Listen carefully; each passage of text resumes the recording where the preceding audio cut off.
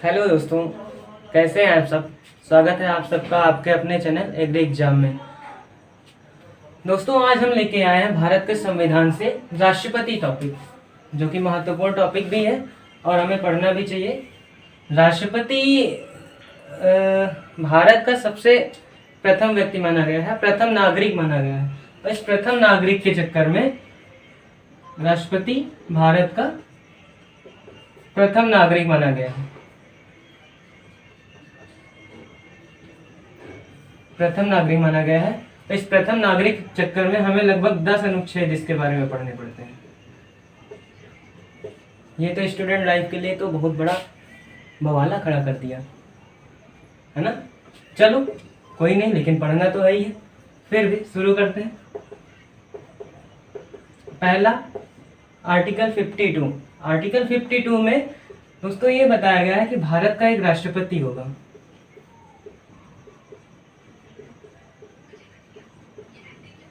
भारत का एक राष्ट्रपति होगा। ये पद के बारे में बताया गया है और इसमें कोई विशेष बात नहीं की गई है।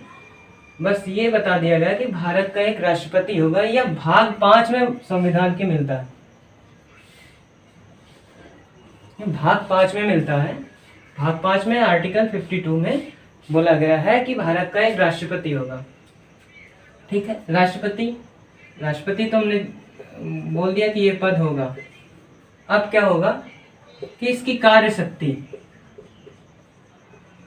एवं शक्तियों के बारे में बताया गया है आर्टिकल 53 में। कार्य एवं शक्तियां राष्ट्रपति की बहुत अधिक और बड़ी भी हैं। इस वजह से इसको हम एक सेपरेट वीडियो में अलग से पढ़ेंगे और यहाँ पे हम डिस्क्राइब नहीं कर रहे हैं। ठीक है, क्योंकि ये बहुत ही लंबा टॉपिक है और लंबा वीडियो चला जाएगा। इसको हम अलग से पढ़ेंगे। अब आते हैं आर्टिकल 54 पे, जो कि राष्ट्रपति के निर्वाचन से संबंधित है। निर्वाचन का अर्थात ये है कि इसका निर्वाचन कौन करेगा। इसमें दिया गया है इसका निर्वाचन निर्वाचक मंडल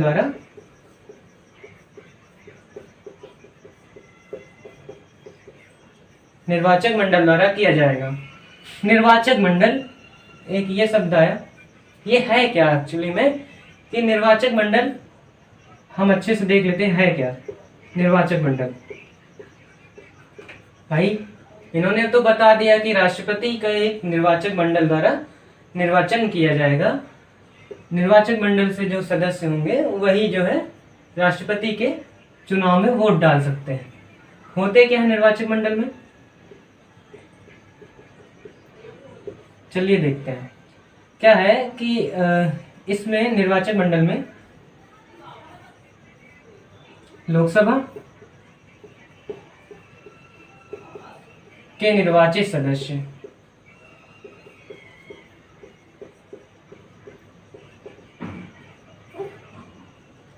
लोकसभा के निर्वाचित सदस्य नंबर 1, ये राष्ट्रपति के चुनाव में वोट डाल सकते हैं, ये निर्वाचक मंडल में आते हैं। नंबर 2, राज्यसभा के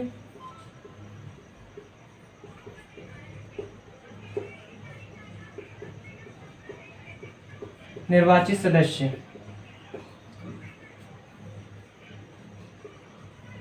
लोकसभा हो गया, राज्यसभा हो गया। नंबर 3, राज्यों के, ध्यान से सुनिएगा दोस्तों, यही तो कंफ्यूजन है, राज्यों के विधानसभा के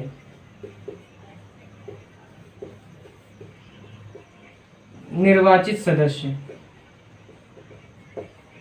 राज्यों के विधानसभा, ना कि विधान परिषद, और प्रॉपर निर्वाचित सदस्य। और चौथा, एक और, दिल्ली एवं पुडुचेरी, ये 2 ऐसे संघ शासित राज्य हैं या केंद्र शासित राज्य हैं जहां पे विधानसभा है और इन विधानसभा के निर्वाचित सदस्य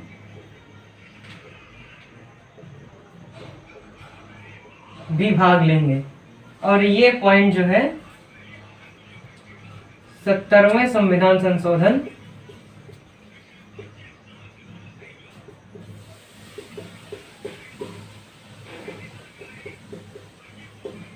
1992 में जोड़ा गया।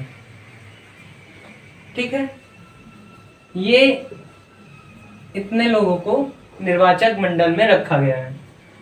ठीक है, अब देखते हैं, क्योंकि ये लोग आ गए कि हाँ अब हमें ये कंफर्म हो गया कि राष्ट्रपति का निर्वाचन कौन करेगा, कौन वोट डाल सकता है।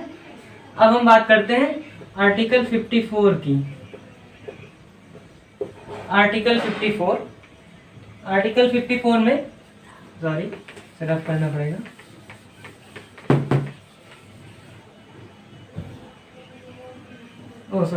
आर्टिकल 55 में इसमें बताया गया है निर्वाचन की रीति।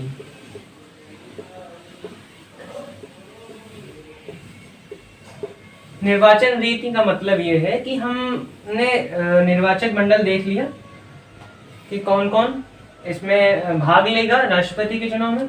रीति क्या होगी, क्या होंगी रीत जो निर्वाचन के लिए मानी जाएगी, क्या विधि होगी, हम उसको बोलते हैं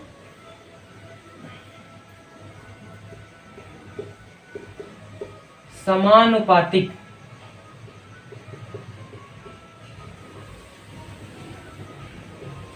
पद्धति द्वारा, समानुपातिक पद्धति द्वारा इनका निर्वाचन किया जाता है। और ये एकल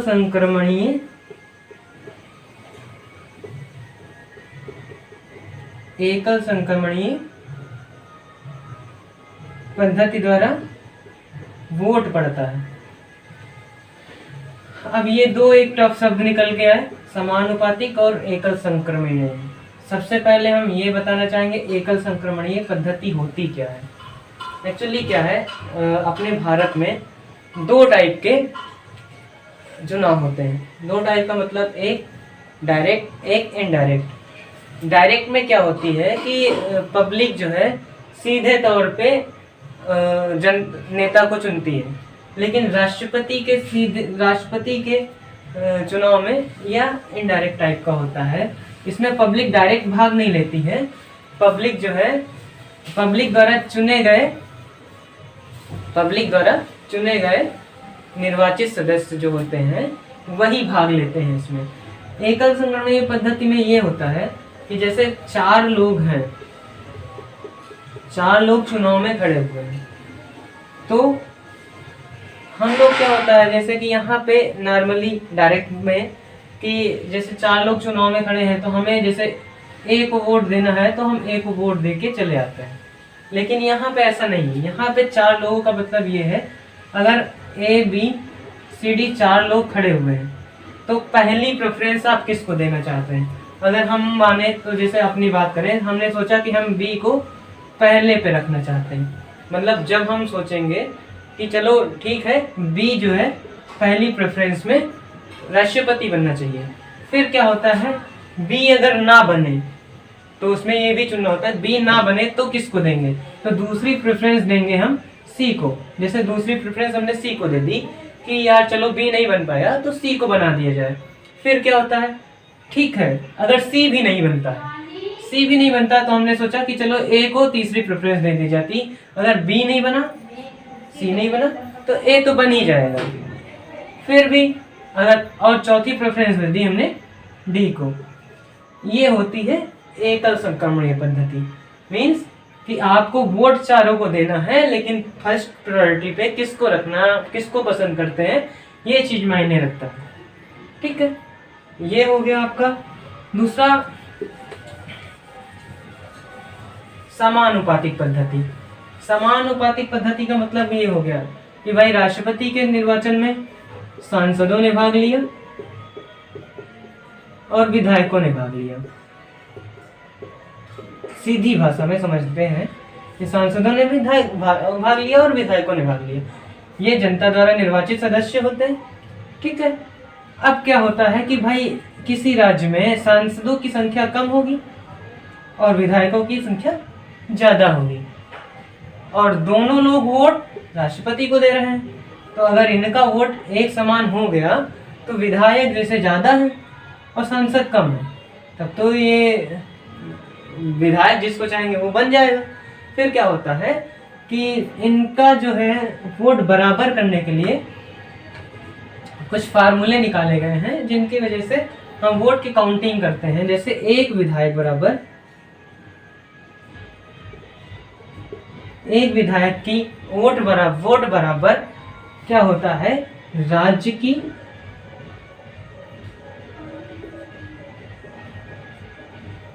कुल जनसंख्या, राज्य की कुल जनसंख्या अपॉन विधायकों की संख्या।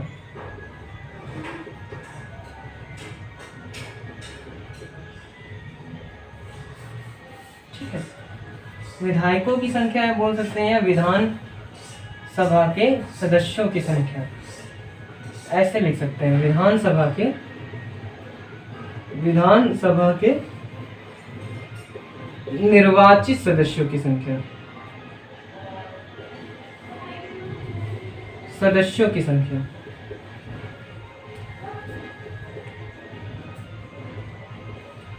राज्यों की जनसंख्या से अगर क्लियर है, राज्यों की जनसंख्या ज्यादा होती है और विधायकों की जनसंख्या कम होती है, तो आंकड़ों को छोटा करने के लिए बोला गया कि 1/1000 से डिवाइड कर देते हैं। ये एक विधायक की मत निकल आई कि विधायक का मत का मूल्य कितना होगा, वो ये निकल आया। अब रही सांसदों की बारी, तो देख लेते हैं सांसदों के बारे में भी।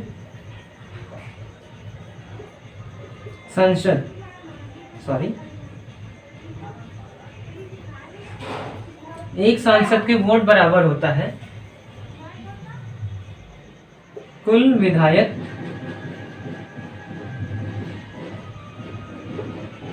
कुल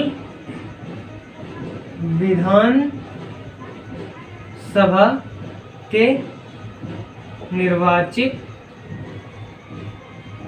सदस्य का मूल्य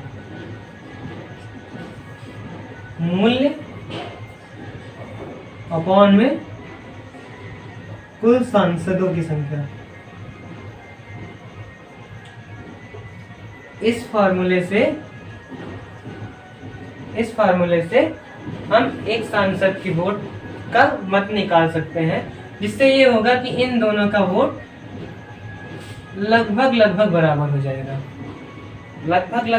हो जाएगा और वोट आराम से हो सकती है वोटिंग, और कोई समस्या नहीं आती। ठीक है दोस्तों, इतना अगर समझ में आ गया हो तो आगे बढ़ते हैं। आगे आर्टिकल 56 में आता है। आर्टिकल 56 में ये बोला गया है कि राष्ट्रपति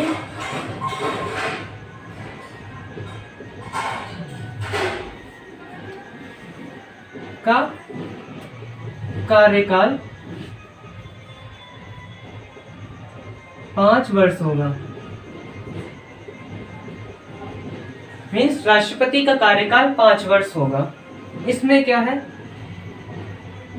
ये क्वेश्चन बहुत घुमाऊ क्वेश्चन पूछते हैं। राष्ट्रपति जब से चुनाव लड़ रहा तब से 5 साल जोड़ा जाएगा, या राष्ट्रपति की जब से वोटिंग हुई है तब से 5 साल जोड़ा जाएगा? नहीं, राष्ट्रपति जिस दिन शपथ ग्रहण करता है उस दिन से उसके 5 साल जोड़े जाते हैं।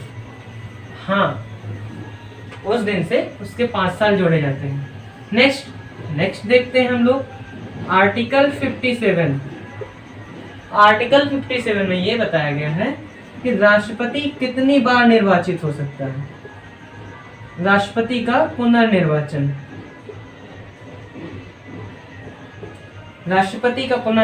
भारत में क्या है ना कि भारत में कोई भी राष्ट्रपति कितनी भी बार बने कोई भी समस्या नहीं होनी, क्योंकि यहाँ पे कोई भी समय सीमा नहीं रखी गई है। बस केवल एक चीज दी गई है, केवल एक चीज दी गई है कि राष्ट्रपति जो है उसकी उम्र 35 वर्ष पूरी हो तो वह राष्ट्रपति बन सकता है, लेकिन वो कितने साल का, 85 साल का है तब भी वो राष्ट्रपति के लिए एलिजिबिलिटी है, क्योंकि ये मैक्स टू मैक्स मतलब समय सीमा निर्धारित नहीं की गई है कि वह कितने समय तक ही बन सकता है और कितनी बार बन सकता है, 1 बार, 2 बार, 5 बार, 10 बार, कितनी भी बार बन सकता है। यहाँ पे कोई समय सीमा निर्धारित नहीं है।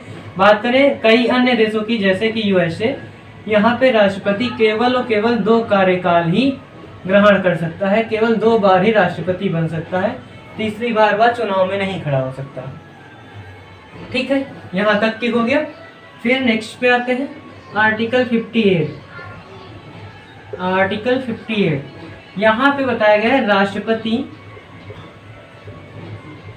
की अर्हताएं। अर्हताएं का मतलब ये कि एलिजिबिलिटी, राष्ट्रपति क्या एलिजिबिलिटी होगी, क्या आपके पास होना चाहिए कि आप राष्ट्रपति के चुनाव के लिए खड़े हो सकते हैं, मतलब आप चुनाव लड़ सकते हैं। भाई प्रधानी क्यों, राष्ट्रपति का चुनाव लड़िए सीधे सीधे। देखते हैं एलिजिबिलिटी क्या होनी चाहिए। पहला क्या है कि वह भारत का नागरिक हो, जो व्यक्ति हो भारत का नागरिक हो। ठीक है, वो तो हम हैं ही। दूसरा, 35 वर्ष की आयु पूर्ण कर चुकी हो। मतलब पूर्ण का मतलब ये कि आपकी अगर 35 वर्ष से 1 दिन भी कम है तो आप एलिजिबल नहीं है राष्ट्रपति चुनाव के लिए। ठीक है। तीसरा आप जो है लोकसभा सदस्य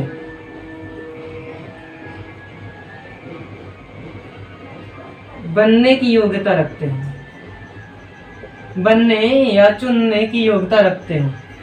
बस 3 एलिजिबिलिटी दी गई है। किसी भी आम आदमी मिल सकती है, हर आम आदमी के पास ये तीनों एलिजिबिलिटी है, कोई भी लड़ सकता है नहीं। कुछ और भी चीजें दी गई हैं, उनको देखनी है। क्या देखनी है? पहला, आपके पास 50 सदस्य प्रस्तावित होने चाहिए और 50 सदस्य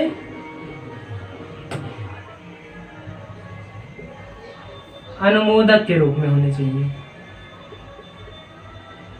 हो गए जरा सा यहीं पे, क्योंकि अब ये कहां से लेके आएंगे, 100 सांसद विधायक कहां से लेके आएंगे जो आपके सपोर्ट में खड़े हों।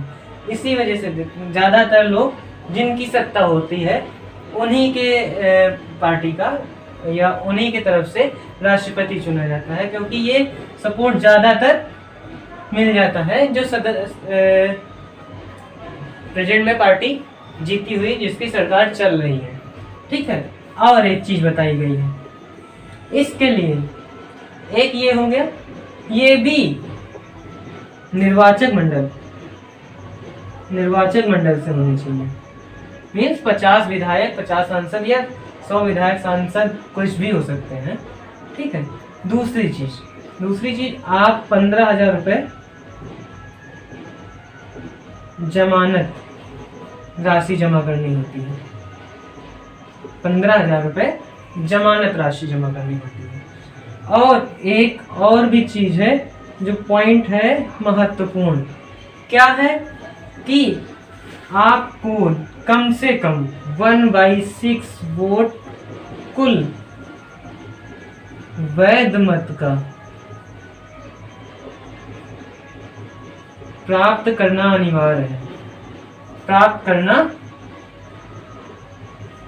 अनिवार्य है। क्यों भैया? प्राप्त नहीं करेंगे तो क्या होगा? हाँ जी, प्राप्त नहीं करेंगे तो आपका ये जो जमानत राशि है, जमानत जब्त कर दी जाएगी।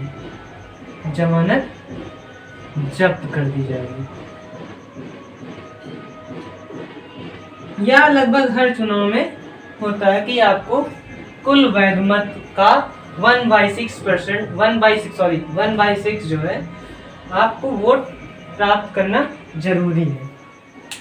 यहाँ तक की हो गया, ठीक है।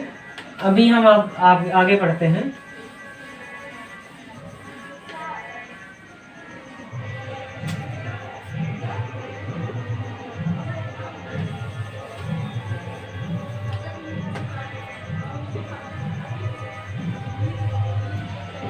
आर्टिकल 60 अनुच्छेद 60। अनुच्छेद 60 में ये बताया गया है कि राष्ट्रपति को भारत का मुख्य न्यायाधीश,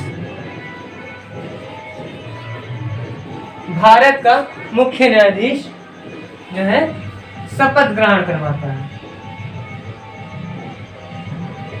भारत का मुख्य न्यायाधीश शपथ ग्रहण करवाता है। ये आर्टिकल 60 में दिया गया है, ठीक है। राष्ट्रपति को शपथ भी ग्रहण करवा दिया गया, कोई बात नहीं यार, करवा लेने दो। हम चलते हैं आगे अपने टॉपिक पे। आर्टिकल 61, ये तो हो गया सारा कुछ। राष्ट्रपति को कैसे नियुक्त किया जाए, राष्ट्रपति को क्या कार्यकाल होगा, राष्ट्रपति की शक्तियां चलो बाद में पढ़ेंगे। राष्ट्रपति का अर्हता है, क्या एलिजिबिलिटी होगी, सब कुछ हो गया। शपथ कौन ग्रहण करवाएगा, कुछ चीजें हैं। अब हम आते हैं राष्ट्रपति को हटाया कैसे जाए। भाई सब कुछ तो करवा दिया, हटाया कैसे जाए ये देखते हैं। राष्ट्रपति को आप एक ही तरीके से हटा सकते हैं, महाभियोग के द्वारा राष्ट्रपति को हटाया जा सकता है। ये आर्टिकल 61 में बताया गया। ये है क्या, ये भी बताते हैं। ये कब लगाया जाता है, यह लगाया जाता है जब संविधान के अनुरूप राष्ट्रपति कार्य नहीं करता है, तब मीन्स जब संविधान के अनुरूप कार्य नहीं करता है तो सदन में एक प्रस्ताव पास किया जाता है। उस प्रस्ताव में 1/4 सदस्यों का जो है सहमति जरूरी है। 1/4 सदस्यों की सहमति जरूरी है। इनके हस्ताक्षर होने चाहिए। कुल सदस्यों के 1/4 सदस्यों की सहमति जरूरी है, जिनके हस्ताक्षर होने चाहिए प्रस्ताव पे, ठीक है। और राष्ट्रपति को उनके पद से हटाने से 14 दिन पहले सूचना दी जाती है। राष्ट्रपति को अधिकार होता है इस 14 दिन में वह अपना पक्ष खुद रखे या फिर किसी दूसरे मतलब किसी अपनी तरफ से किसी बंदे को अपना पक्ष रखने के लिए बोल सकता है, ठीक है। ये चीजें तो हो गई, मैंने इतना पढ़ लिया भाई। आर्टिकल 52 पढ़ लिया, पद के बारे में बताया गया है। आर्टिकल 53 कार्य एवं शक्ति के बारे में बताया गया है। आर्टिकल 54 राष्ट्रपति के निर्वाचक मंडल निर्वाचन के बारे में बताया गया है।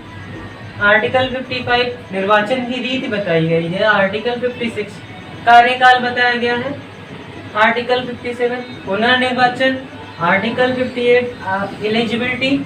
आर्टिकल 60 शपथ ग्रहण। आर्टिकल 61 महाभियोग प्रणाली। हमने आर्टिकल पढ़ लिए 1 2 3 4 5 6 7 8 4 4 7 2 9 आर्टिकल हमने अभी पढ़ लिए और हमारा राष्ट्रपति इन्हीं 9 आर्टिकल में समेट के रह जाता है। फिर अभी हम कुछ और इम्पोर्टेंट फैक्ट्स देखते हैं, वो क्या होंगे। हाँ, एक चीज़ और बताना भूल गए हम कि इसमें आपको ये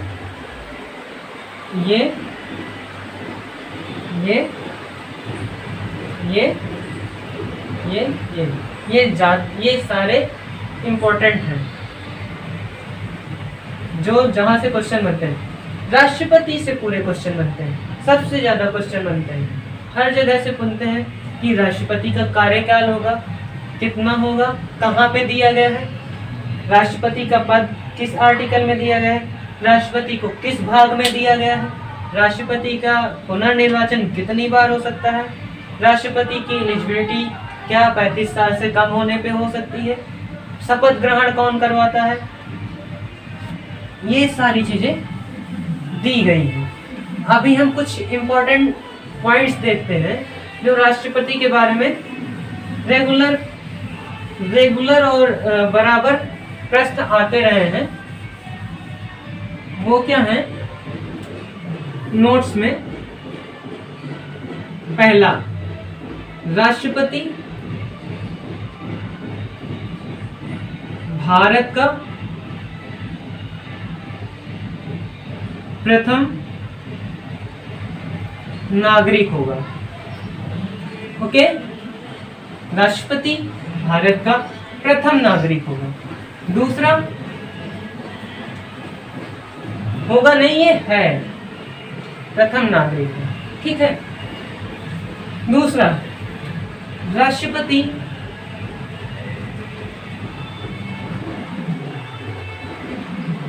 जो है राष्ट्रपति, दूसरा मतलब राष्ट्रपति संसद या लोकसभा प्लस राज्यसभा, लोकसभा प्लस राज्यसभा की संयुक्त बैठक बुला सकता है।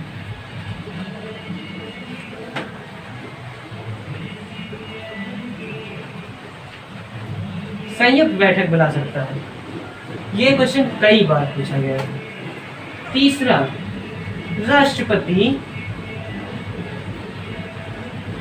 राष्ट्रपति तीनों सेना का प्रमुख माना गया।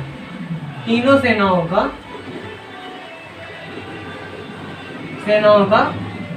प्रमुख होता है। राष्ट्रपति तीनों सेनाओं का प्रमुख होता है। चौथा, राष्ट्रपति जब भी अपना त्याग पत्र देता है तो वह उपराष्ट्रपति को देता है।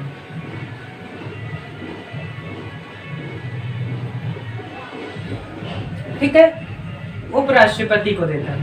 पांचवा,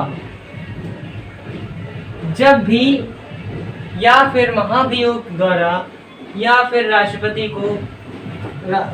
राष्ट्रपति की मृत्यु या राष्ट्रपति का अचानक से त्यागपत्र देना, कई चीजें होती हैं। जब भी राष्ट्रपति अपने पद से त्याग देता है या राष्ट्रपति का पद खाली होता है, रिक्त होता है, तो हमारा उपराष्ट्रपति राष्ट्रपति का पद संभालता है।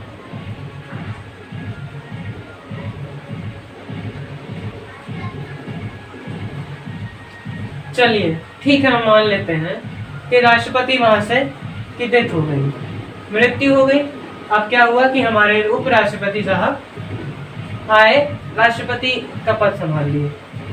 ठीक है, इन्होंने संभाल लिए और ये 6 महीने के कार्यकाल के अंदर राष्ट्रपति का चुनाव करवाएंगे। राष्ट्रपति का चुनाव करवाएंगे। खुदा ना खास्ता ये भी निपट ली, इनको भी कोई प्रॉब्लम आ गई या इनकी भी मृत्यु हो गई या कुछ ऐसा हुआ कि इनको भी अपना पद त्याग देना पड़ा, फिर राष्ट्रपति का पद कौन संभालेगा? तो मुख्य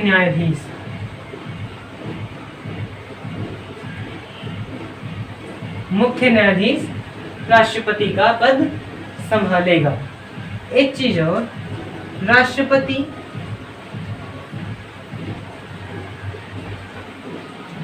की तनख्वाह जो है 5 लाख रुपए है, जो कि संचित निधि द्वारा दी जाती है। यह हम निधियां हम एक अलग वीडियो में लेके आएंगे। फिलहाल के लिए आप इतना समझिए कि संचित निधि द्वारा दी जाती है और ये टैक्स फ्री होती है, ये टैक्स फ्री होती है। ठीक है, हमें लगता है कि लगभग हमने सारे पॉइंट कवर कर लिए हैं। ठीक है, नमस्कार दोस्तों। ठीक है, धन्यवाद दोस्तों।